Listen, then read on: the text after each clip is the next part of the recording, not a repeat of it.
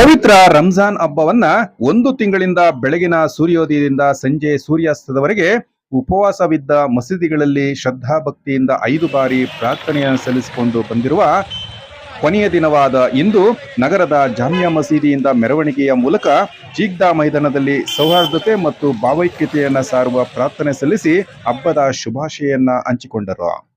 ಸಂದರ್ಭದಲ್ಲಿ ಜೆಡಿಎಸ್ ಮುಖಂಡ ಬಿಎನ್ ಸಚಿನ್ ರವರು ಜಾಮಿಯಾ ಮಸೀದಿ ಹಾಗೂ ಮದೀನಾ ಮಸೀದಿ ಅಭಿವೃದ್ಧಿ ಸಮಿತಿ ಪದಾಧಿಕಾರಿಗಳು, ಸದಸ್ಯರುಗಳು, ಹಿರಿಯ ಮುಖಂಡರು, ಯುವಕರುಗಳಿಗೆ ಶುಭಾಶಯ ತಿಳಿಸಿದರು.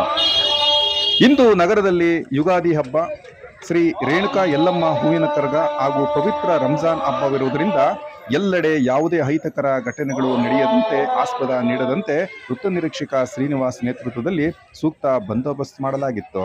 ನಗರದ ಪಿಎಸ್ಐ ವೇಣುಗೋಪಾಲ್, ಅಪರಾಧ ವಿಭಾಗದ ಪಿಎಸ್ಐ ವೆಂಕಟರಮಣ, ಗ್ರಾಮಾಂತರ ಪಿಎಸ್ಐ ಸತೀಶ್ ಮತ್ತು ಸಿಬ್ಬಂದಿ ಸಹ ಹಾಜರಿದ್ದರು.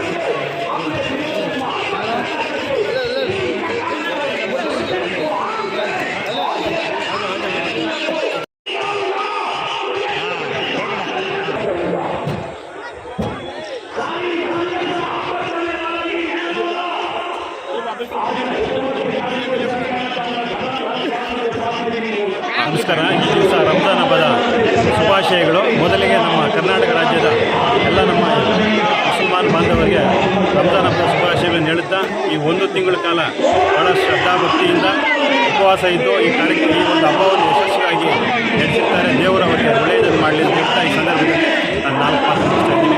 ಎಲ್ಲರಿಗೂ ಮತ್ತೊಮ್ಮೆ ರಂಜಾನ್ ಹಬ್ಬದ ಶುಭಾಶಯಗಳು.